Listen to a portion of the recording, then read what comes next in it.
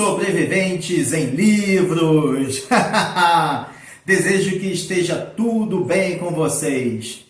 Vocês já leram o livro A Letra Escarlate, do escritor americano Nathaniel Hawthorne? Não? Essa é uma obra-prima intensa e fascinante sobre os mistérios e horrores da natureza humana, aclamada como um dos grandes romances da literatura dos Estados Unidos por diversos críticos estudiosos, entre eles os escritores Fernando Pessoa, Herman Melville e Henry James e, claro, os leitores de forma geral. Além de seu valor intrínseco como uma análise profunda da condição humana, o livro destaca-se pela sua relevância contínua na discussão sobre o papel da mulher na sociedade ao longo dos milênios. A história se passa no trágico ano de 1666, numa cidade puritana chamada Salem. Isso mesmo, a famosa cidade das bruxas, onde uma mulher, a personagem Hester Prynne, é acusada não de bruxaria, mas de adultério. Um crime na época punível por pena de morte. Prynne torna-se uma representação da resistência que ainda se conecta com os movimentos feministas e a luta das mulheres pela igualdade nos dias de hoje, nos dias atuais. A leitura deste livro é, portanto, meus amigos e minhas amigas, essencial para quem busca compreender as raízes da literatura dos Estados Unidos e refletir sobre as questões atemporais relacionadas à moralidade, liberdade e igualdade de gênero. Mas, antes da nossa conversa, vocês já sabem, vocês vão se inscrever no canal, curtir o trabalho da gente, comentar e compartilhar o vídeo com seus filhos, familiares e amigos, e também acessar os nossos conteúdos no Instagram, @sobrevivência em livros. Antes de falarmos sobre o livro, eu pergunto, quem é o autor? Provavelmente, pouco conhecido do leitor brasileiro, Nathaniel Hawthorne nasceu no dia 4 de julho de 1804, na pequena e famosa cidade de Salem, no estado americano de Massachusetts, onde as mulheres acusadas de bruxaria eram queimadas ou enforcadas. E o escritor faleceu em 19 de maio de 1864. Um dos maiores nomes do movimento romântico literário dos Estados Unidos, Hawthorne escreveu, além de A Letra Escarlate, os clássicos A Casa das Sete Torres e O Fauno de Mármore, marcados por exploração das complexidades morais e de diversos elementos góticos, também presentes na obra de Edgar Allan Poe, outro escritor americano de relevância e importância não só para a literatura americana, mas também para a literatura universal. Eu ia falar mundial, mas universal. Então, vamos conhecer um pouquinho mais sobre o escritor. Antes, ele morava em uma outra cidade quando recebeu um convite para trabalhar na alfândega de Salem. E ele se mudou com a esposa Sophia para a sua cidade natal em 1846. Apenas 3 anos depois, foi substituído após receber um convite do próprio presidente da República para ser diplomata em Liverpool, na Inglaterra. Apesar desse novo trabalho, Hawthorne conseguiu conciliá-lo com a literatura, o que fez muito bem para nós, né? Com a sua visão crítica sobre situações sociais históricas existentes em seu estado natal, sobretudo em seu estado natal, Hawthorne escreveu a sua obra-prima A Letra Escarlate, cujo primeiro capítulo intitulou de Alfândega, e publicou sua obra em 1850. Alguns anos depois, ele retornou para os Estados Unidos com sua esposa. De acordo com o escritor português Fernando Pessoa, que traduziu o texto, A Letra Escarlate é o mais famoso entre os romances norte-americanos. O escritor português, crítico e tradutor, Fernando Pessoa, diz o seguinte: é uma tragédia sinistra em que as consequências do pecado se pintam com uma simplicidade, um movimento firme e uma impiedade dignas das tragédias de Eurípides. E já que estamos a falar de Eurípides, um escritor grego muito importante, vamos abrir um parênteses aqui. Ele foi um poeta trágico grego que viveu no quinto século antes de Cristo, que ressaltou em suas obras as agitações da alma humana, em especial a feminina. Então, é por causa dessas características de Eurípides que Fernando Pessoa fez a muito feliz comparação entre uma obra e as obras, os temas de Eurípides. Então vamos fechar o parênteses e voltar à nossa conversa. A Letra Escarlate se apresenta como um romance dramático, forte e intenso, assim como os outros que o autor escreveu. O interessante é saber que Nathaniel, na realidade, é um profundo moralista. Vejam bem, ele era um profundo moralista forjado por uma educação puritana, como nós vemos nos filmes dessas épocas, nos filmes americanos dessas épocas, que na realidade retratam uma criação puritana quando criança e adolescente. Fato muito comum entre as pessoas da sociedade de seu estado natal. Quando o leitor toma parte dessa sua formação, quando ele entende essa sua formação, parece-lhe que o livro é uma autocrítica ou uma espécie de meia-culpa por toda uma realidade em que Hawthorne vivenciou e testemunhou durante os anos em que residiu em Salem.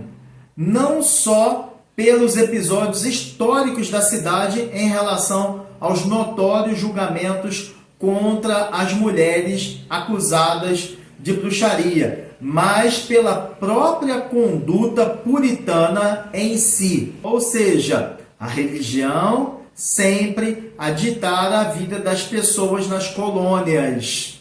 E, em paralelo, essas mesmas pessoas a tomar conta das vidas alheias.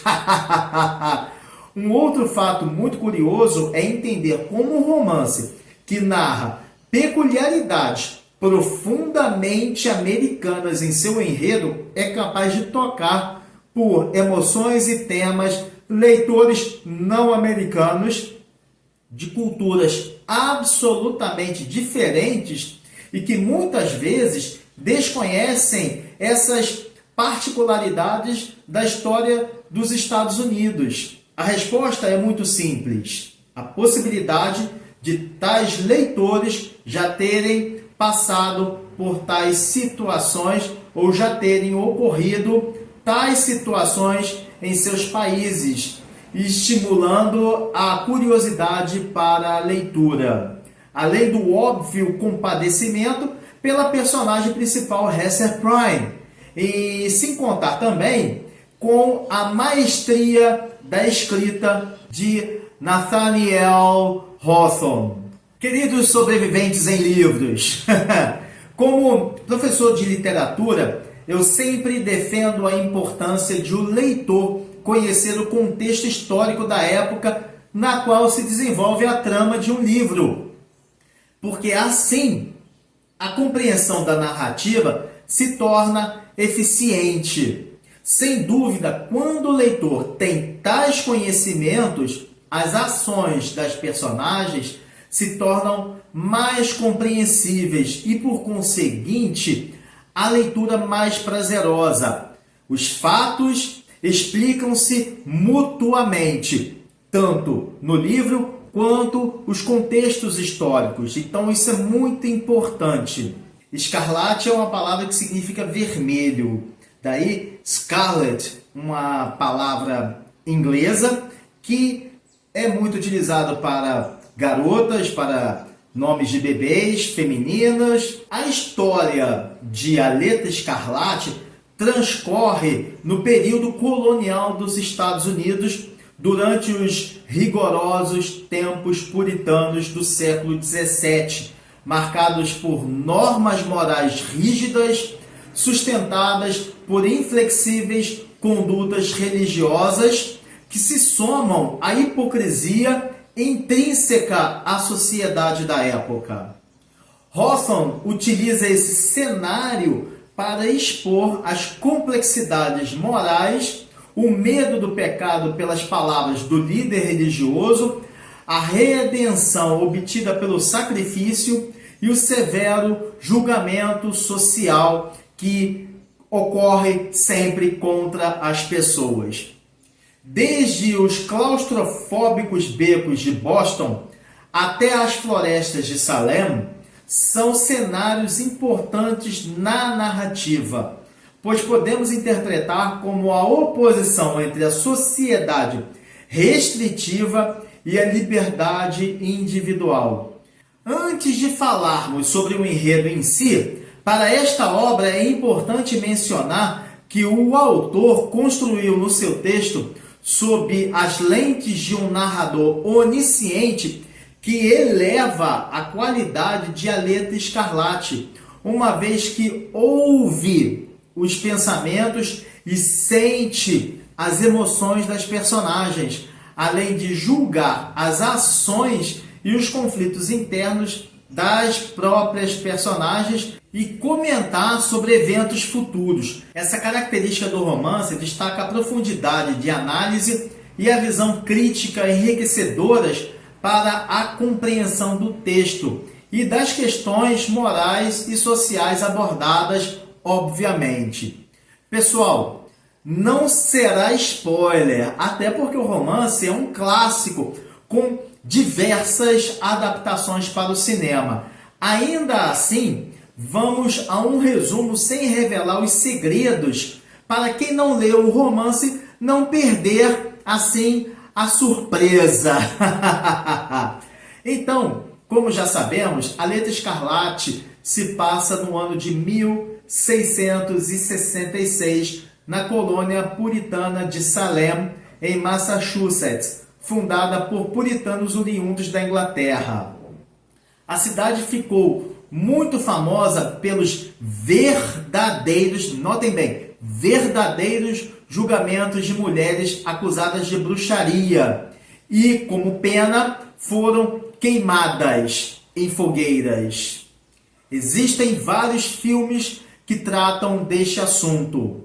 É importante também ficar claro que o não cometerás adultério da Bíblia, mais do que um crime bíblico, era considerado também bruxaria, pois uma mulher casada que cometia esse pecado era vista por todos como se estivesse sob as ordens dos maus espíritos. Por isso, o crime era considerado de bruxaria. O impacto dramático do livro se faz muito marcante logo nas primeiras linhas que apresentam a personagem principal, Hester Prynne, obrigada pela comunidade puritana a ter bordada em vermelho, daí o significado da palavra escarlate, que também é o nome próprio feminino Scarlet, nas suas roupas a letra A de adúltera, de forma visível pelo resto de sua vida. Todos ficaram sabendo do pecado mortal cometido por Prime, porque, obviamente, ela não teve como esconder a gravidez de outro homem durante o desaparecimento do seu marido. É assim, dessa forma, que as pessoas ficaram sabendo do adultério. Ainda no capítulo inicial, Hesse Prime é levada da prisão até o Pelourinho com um bebê, uma bebê na realidade, chamada Pearl, Pérola, em seus braços, com a gigante letra A bordada em sua roupa, em sua própria roupa. Enquanto a multidão assiste aquele show, resta ver duas pessoas, um homem ao lado de um indígena.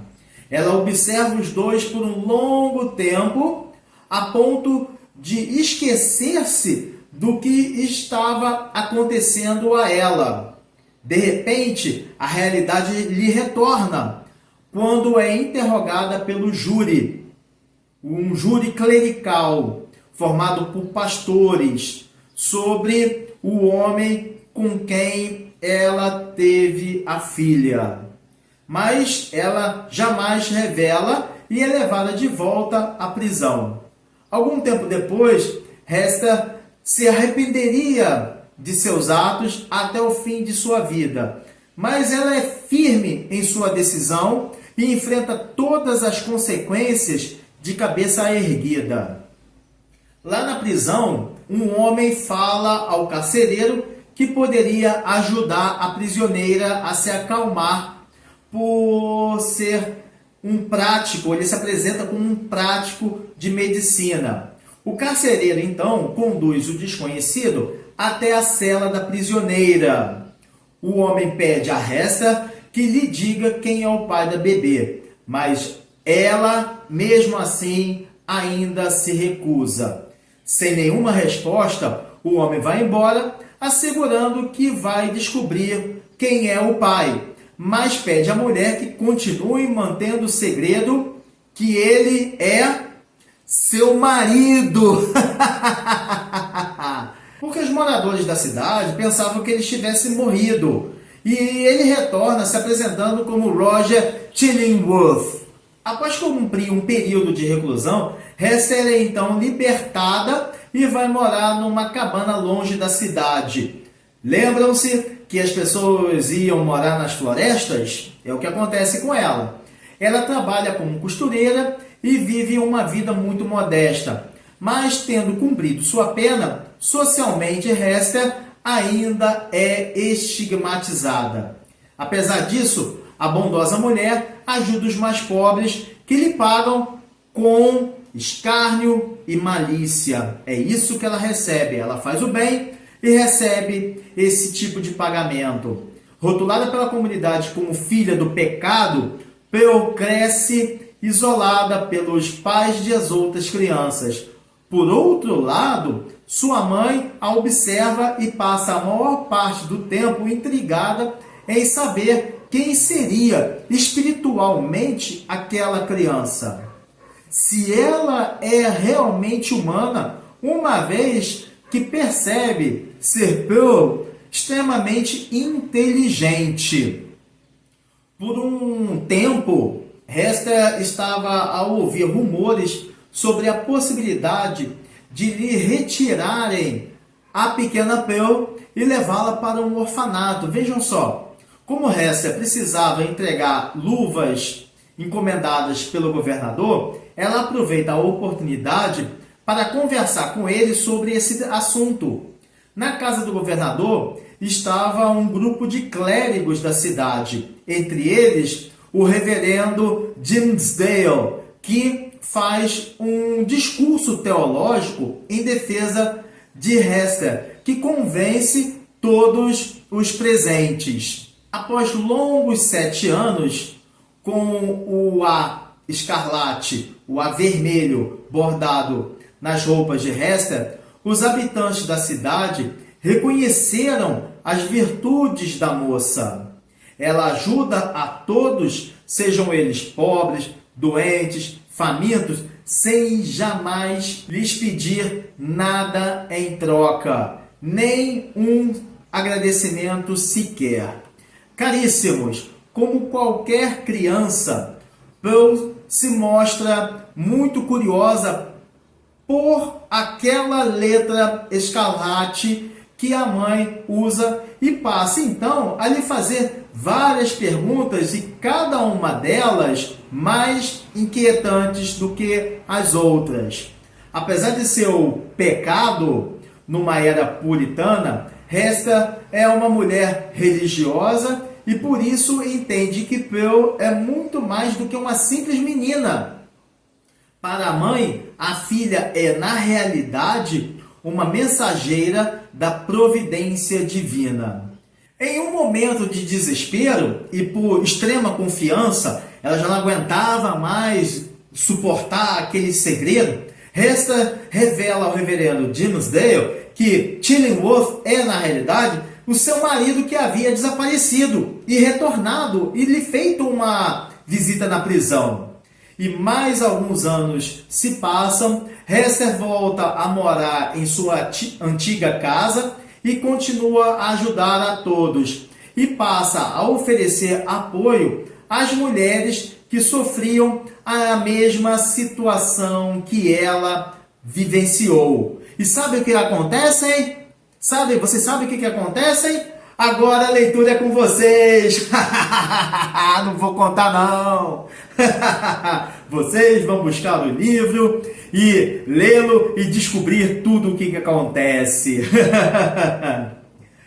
Em 1995, foi lançado o filme A Letra Escarlate, com a atriz Demi Moore no papel principal. A adaptação cinematográfica do romance foi tão fielmente espetacular que a película não perdeu a profundidade e o cerne da obra literária. Pessoal, como vimos, A Letra Escarlate de Nathaniel Hawthorne é um romance ambientado no puritano estado americano de Massachusetts do século XVII, cuja protagonista é acusada por adultério e, como consequência de seu pecado, é condenada por meio de um julgamento social implacável a usar uma letra A vermelha bordada em suas vestes. Hester Prynne pode ser considerada uma mulher única, que poderia ser muito típica do século XXI. Isso mesmo, dos dias atuais, do século XX também. Capaz de forjar sua vida apesar da marca da vergonha, como era denominada a letra A escarlate usada naquela época, que foi lhe imposta pelas pessoas de seu tempo. A relação da personagem com a sociedade puritana de sua cidade é extremamente complexa, pois ela desafia as imposições vigentes em busca de redenção e liberdade. Hester é a representação, muito importante, é a representação da luta feminina contra a opressão moral que gera tensões entre o indivíduo e a sociedade. À época da publicação, o romance foi tão impactante para o seu tempo quanto ainda é nos dias atuais. A história de uma mulher que toma suas decisões, rompe com o papel social da mulher em uma época religiosa e que ainda provoca discussões pertinentes mais de 170 anos após a publicação original do livro. Por essas razões, esse romance é considerado por muitos críticos como o maior da literatura dos Estados Unidos.